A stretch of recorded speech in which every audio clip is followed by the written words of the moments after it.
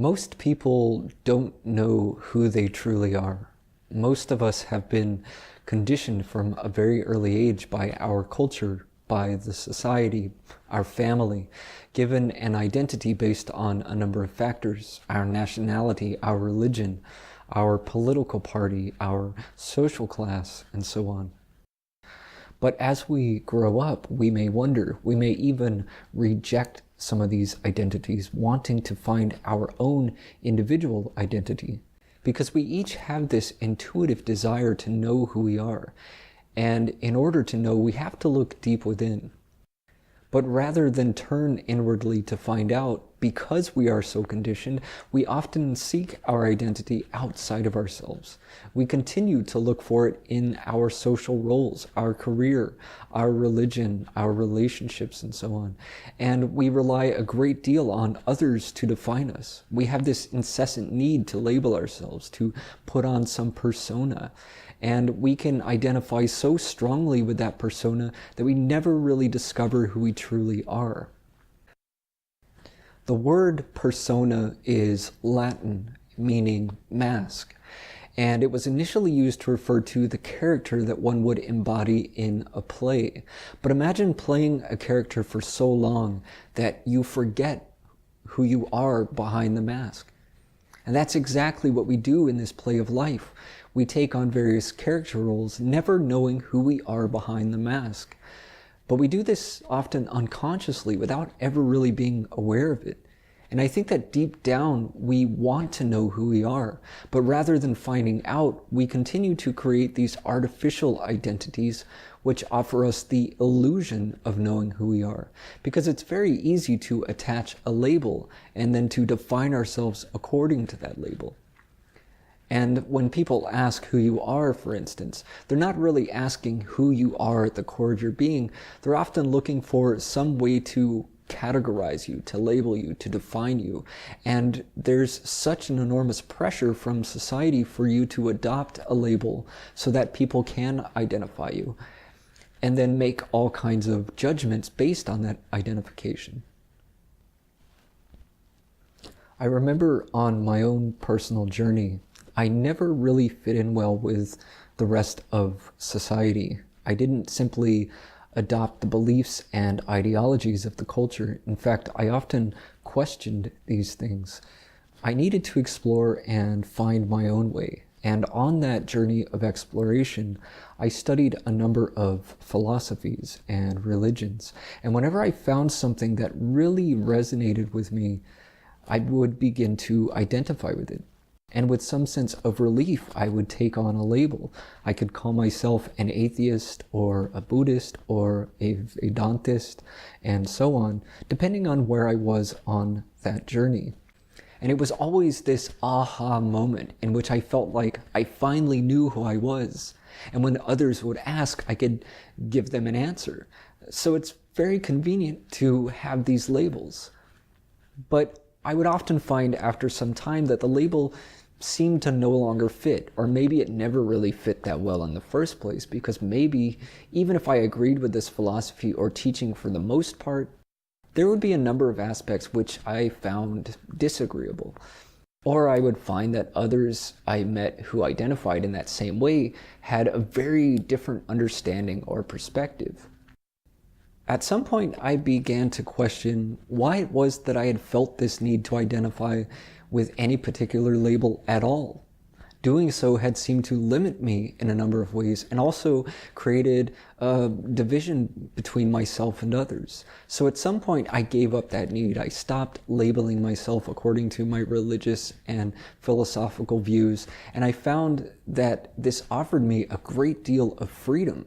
Because when we define ourselves, we confine ourselves. We confine ourselves to a particular set of beliefs, to a particular bias, which binds us from seeing the bigger picture, from even being willing to consider possibilities which are converse to what we have come to accept.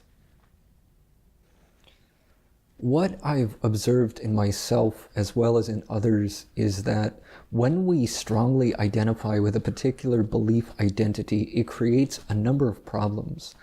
The most obvious is division.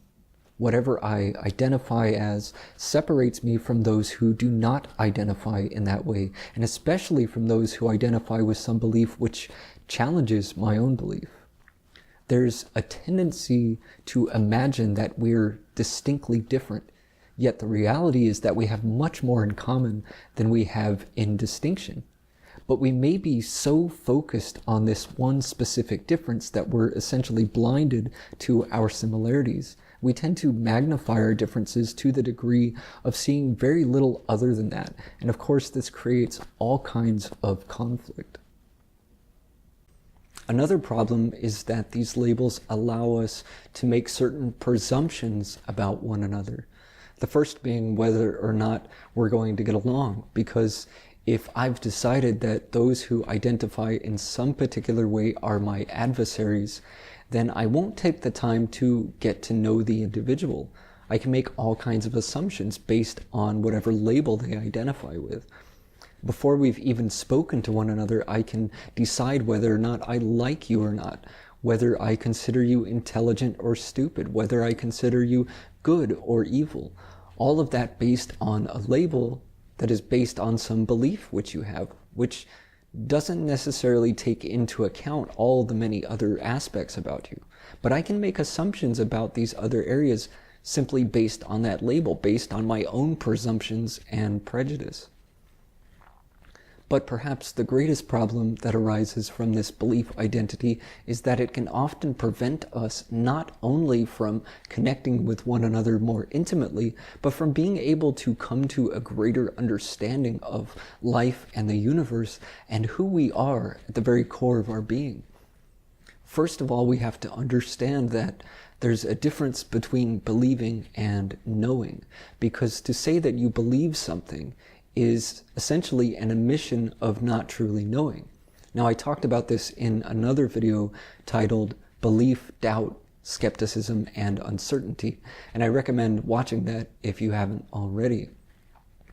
Now, I don't suggest that there's anything inherently wrong with belief, so long as we understand this distinction, as long as we understand that believing is not the same as knowing. It's only when we confuse the two that belief really becomes a problem. Belief, because of its uncertainty, should always remain flexible. This means we should have not only the willingness to admit our uncertainty, but also the willingness to change our beliefs in light of new information and evidence. Ultimately, the intention should be to transcend belief altogether through knowing. Because once we know something to be true, there's no longer any need to believe it. Unfortunately, many people believe that they know something which they have no certainty of which they have no personal experience, no evidence. Our belief is often founded merely upon the authority of another person, which is to say that we're simply taking someone else's word, and we seldom stop to question whether that person really knows what they're talking about. For some reason, we simply assume that they know. But even when a belief is founded on sound reason and logic, as well as some amount of supporting evidence, until one has experienced for oneself, a belief still remains an uncertainty.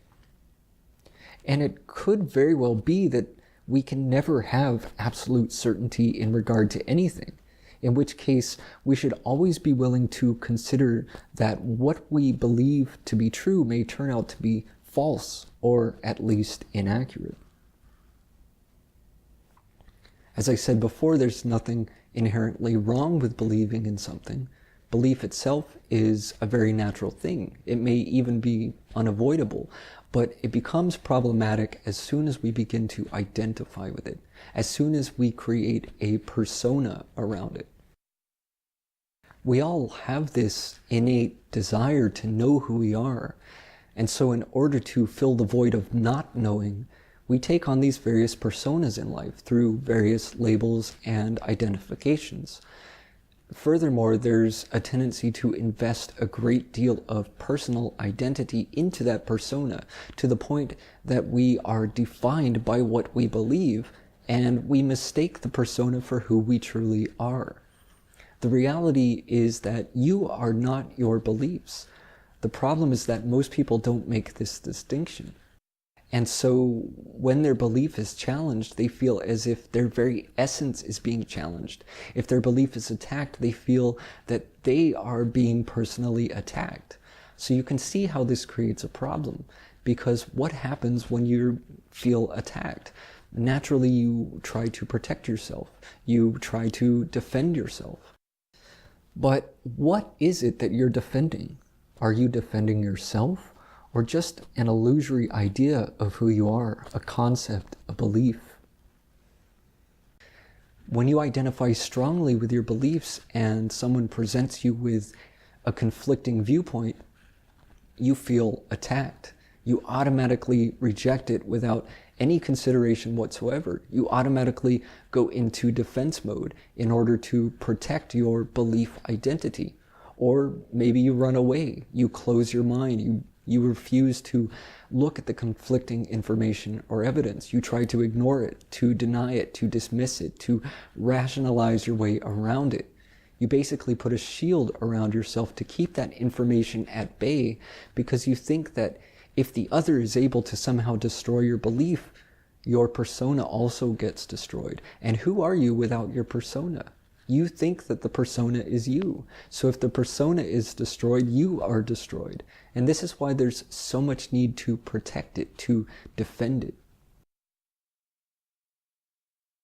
We have to realize that beliefs are just thoughts, and thoughts arise in the mind, not that you arise from your thoughts. First, there is you, then the thought arises. But the mistake that we make is to think that who we are depends upon our thoughts, upon our beliefs.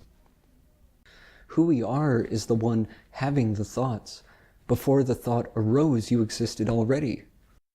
Whatever beliefs you now hold, there was a time when you didn't.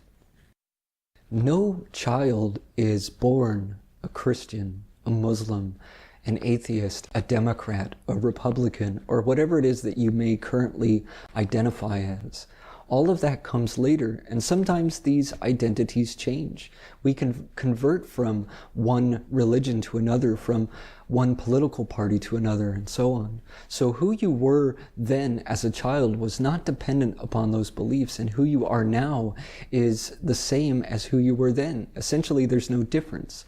Only your thoughts have changed, your beliefs have changed, or you've adopted new beliefs over time.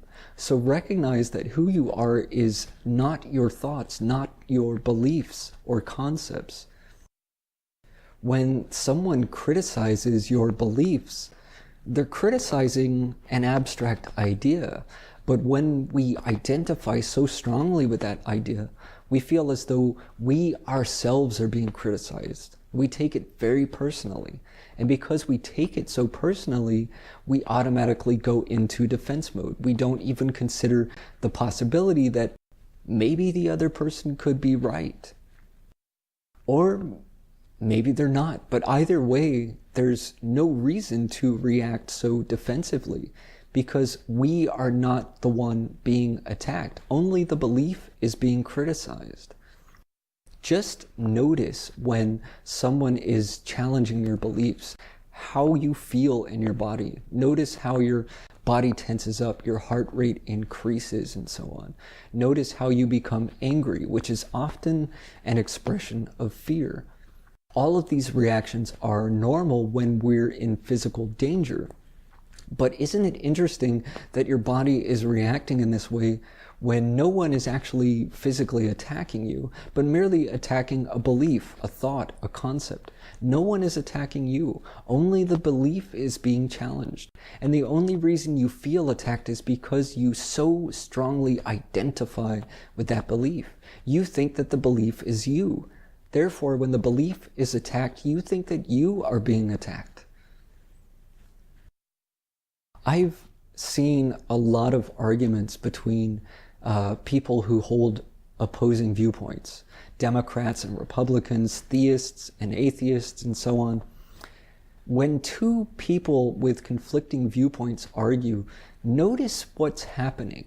No one is trying to really understand the other. No one is open to broadening their own perspective.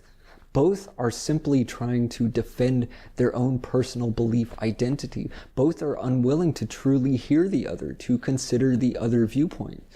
Both are only intent on changing the other person's belief, with no interest in learning anything themselves. And when both have that intention, neither is going to budge, so the whole thing is pointless. It doesn't go anywhere. But actually something does happen, something that most people are totally unaware of.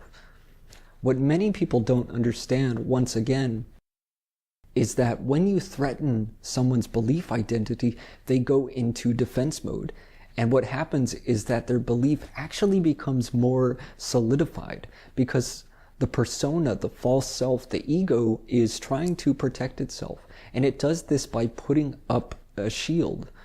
So you're trying to persuade the other person to change their belief, or at the very least to consider a different viewpoint.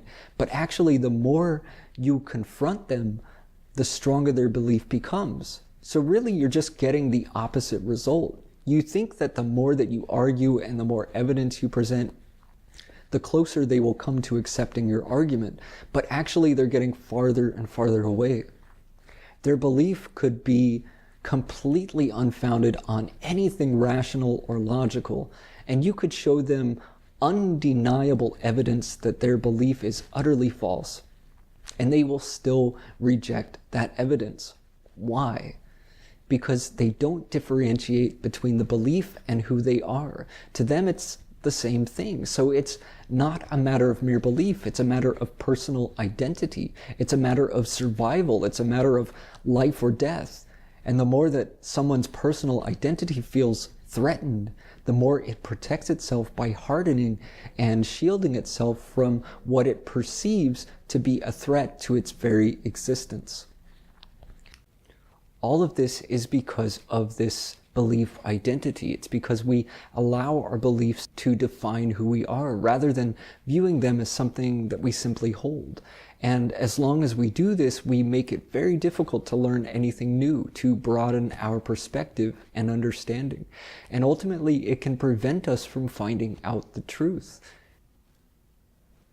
We become prisoners of our beliefs, confined to a very limited, restricted, narrow way of thinking and perceiving, which prevents us from being able to see the bigger picture. Our perception is filtered through our beliefs, colored by our beliefs, interpreted according to our beliefs, which means we're not seeing things clearly. We're not seeing things as they actually are. We're seeing a distorted picture, or perhaps only a small portion of the bigger picture. And how can you ever know the truth of anything with such a limited and skewed perspective? So this is something that we need to observe in ourselves, to take notice of, and to learn to differentiate between who we are and what we believe. Now, many people will say that they value truth above all else, but really what most of us value above all else is our false sense of identity, which is precisely why we would reject truth in favor of belief or simply confuse the two. And I want to be clear that this is not strictly an issue with religious extremists or people of low intelligence or anything like that. This cognitive condition is very broad. Practically all of us do this to some degree, in some regard or another. We all have this need to identify as one thing or the other. We all feel the need to label ourselves according to something that we believe, to lump ourselves into some category, to belong to a group. And as soon as you become identified with some belief, you basically put on blinders, which make it very difficult to learn, because you will only accept information and evidence which supports that belief. Everything else you automatically reject. Automatically means you don't even take a moment to weigh it, to consider it. And this is a very foolish thing, because you might be wrong. Or at the very least, you may only have a small piece of the puzzle. As soon as you identify with some idea, some concept, some belief, You feel the need to defend it because you think that's you. And that means that you close yourself off from any information or evidence that contradicts what you have accepted as truth. Not that what you've accepted is actually true, but the conviction of belief causes us to think that something is true even though we aren't truly certain of it. It's basically a denial of our uncertainty. And we would rather fool ourselves into believing that we know something to be true rather than admit to our uncertainty. So can we simply admit to being uncertain? At the very least, can we recognize that our belief, no matter how well founded, is not an absolute certainty?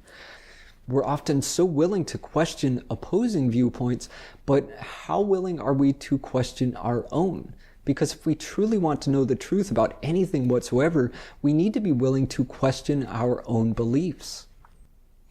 So anyone who is sincere in wanting to know the truth about anything has to begin by getting rid of these belief identities. And that means that whatever you call yourself, whether it's a Christian or a Hindu or a Buddhist or an atheist, or an American, or a Democrat, or a Republican, or anything at all these identifications have to go. Otherwise, you're obstructing your perception. And again, there's nothing wrong with having beliefs. Everyone has some kind of belief. It's very natural. But we need to be able to clearly distinguish between what we believe and who we are. These are completely unrelated things. There's the belief, and there's the one holding the belief. And a belief is merely an idea, an assumption, a concept, a thought. It's something that exists only within the mind. It's not who you are. So we really need to understand this. To come to know the truth, especially in regard to who we are, the very core of our being, we need to be able to transcend our beliefs. And this can only be done when we stop identifying with them.